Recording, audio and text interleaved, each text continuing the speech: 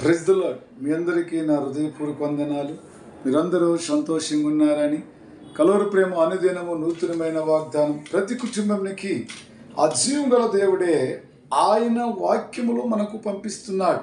ఆయన మాట్లాడిన ప్రతి మాట ఆది యందు వాక్యము దేవుడే మాట్లాడుచున్న మాటలు. ఆయనలో జీవం ఉన్నదని, ఆయన జీవం గల దేవుడు, ఆయనలో వెలుగు ఉన్నదని మనందరికీ తెలియపరుస్తున్న యేసయ్యను బట్టి మనందరం ఉదయకాల సమయంలో ఆయన చిత్తాన్ని నీవు నేను కూడా ఎంతో ప్రేమించి మాట్లాడాలని ప్రభు నామములోనే, ప్రభు కృపలోనే, ఆయన జీవాధిపతి రాజాతి రాజు అయిన యేసయ్య ఆయన నామమును మనందరము అనుదినము నూతనమైన వాగ్దానంతో సంతోషిస్తున్నావా?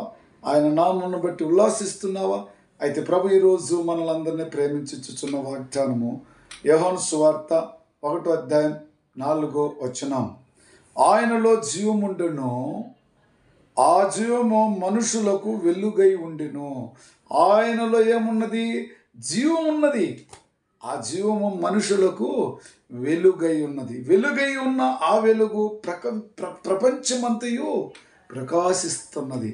చీకటి శక్తులు, అంధకార శక్తులు లయం చేసి వెలుగు మనుషులలో ప్రకాశిస్తున్న ఆ వెలుగును మనుషుడు గమనించలేక, చీకటిలో నుంచి బయటికి రాలేక, ఆ జీవమున్న దేవుని దగ్గరికి రాక వెనుకాడుతున్నాడు. కానీ ఆయనలో జీవం ఉన్నది కాబట్టి జీవమున్న దేవుడు మనతో మాట్లాడుతున్నాడే, ఆ మాటలు విని మనము కొంచెము గ్రహించుకుందామా, చీకటిలో నుంచి బయటకు వచ్చేస్తుందామా అనే ఆలోచన చేయటానికి కూడా జీవం గల దేవుని దగ్గరికి రావటానికి అపవాది సైతాను వారిని బంధించబడినది.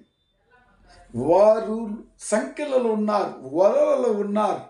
అయితే జీవాధిపతి యేసయ్య సన్నిధిలో వచ్చినప్పుడు ఆ వెలుగు మీరు గమనించగలరు. ఆయనలో జీవం ఉన్నది కాబట్టి మరి ఒక మాట అంటున్నాడు, నిజమైన వెలుగు ఉండిను, అది లోకానికి వచ్చుచు ప్రతి మనిషిని వెలిగించున్నది. నిజమైన వెలుగు ఉన్నది, అది లోకానికి వచ్చి ప్రతి మనిషిని వెలిగించుచున్నది.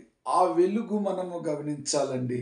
ప్రేమైన సహోదరి సహోదరులారా, ఈరోజు కలవర ప్రేమలో మన తండ్రి మాట్లాడుచున్నాడంటే మనమందరం కూడా వెలుగై ఉండాలి. నీ దేవుడు ప్రకాశిస్తున్నట్టు దేవుడు. నువ్వు కూడా అనేక జనులకు నీలో ఉన్న వెలుగు ప్రకాశించి అనేక జనులకు దేవుని నామమును మరి వివరించి చెప్పటం వలన వారి దేవుని చిత్తము తెలియక ఒకవేళ పాడైపోతున్న కుటుంబాలలో ఒక విత్తనం ఎత్తినట్లయితే వారు 10 మంది రక్షణ పొందుకొని ప్రభునామములో ఆనందిస్తారు కదా.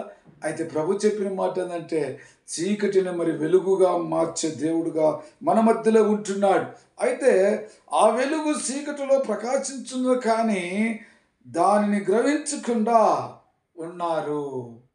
ఎప్పుడైతే వెలుగు చీకటిలోనే ప్రకాశిస్తుంది, చీకటి వెలుగును గ్రహించకుండా అది వెనుకబడి ఉంటున్నారు. అయితే ఏం చేయాలి? ఈరోజు ప్రేమైన సహోదరులారా, మనము ప్రార్థన ద్వారా పరిశుద్ధాత్మను పొందుకున్న బిడ్డలము, వెలుగు శక్తిని పొందినట్టు వారము, పరిశుద్ధ అగ్ని అభిషేక శక్తిని పొందుకున్నట్టు వారము, యేసు నామములో ఉంటే వారము కదా.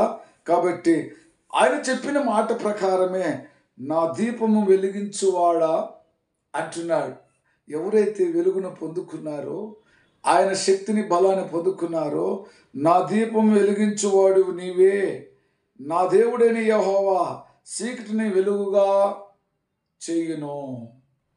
ఇప్పుడు ఎవరైతే రక్షణ పొందుకున్న బిడ్డ, ప్రభు చెబుతున్నాడు కదా, నీకు నాకు రక్షణ పొందుకున్న వారికి, పొందుకోలేని వారికి కూడా అంటున్నాడు, ఎవరైతే నా దీపమును వెలిగిస్తారో నీవే నా దేవుడు అని, యెహోవా చీకటిని వెలుగుగా నాకు చేయునని నువ్వు నమ్మాలి. మార్చు ప్రభువా, చీకటిలో ఉన్నాను, అంధకార శక్తులలో పడి ఉన్నాను, నన్ను మీరు మార్చండి అని అడిగితే ప్రభు ఖచ్చితంగా మారుస్తాడండి. అడిగేవారికి ఉండాలి, తట్టేవారికి ఉండాలి. ప్రభు నామములు ఎవరికి ఈ విధమైన ఆయన చిత్తం, ఆయన కృప లేని వారందరూ కూడా ప్రభు ఈరోజుతో మనతో మాట్లాడుతున్నాడు. ఆ వెలుగు చీకటిలో ప్రకాశించున్నది, కానీ చీకటి దాన్ని గ్రహించుకున్నదని ప్రభు మరి ఒక్కసారి కూడా మనందరికీ తెలియపరుచున్నారు. మరి ఈరోజు నువ్వు నేను గ్రహించినామా?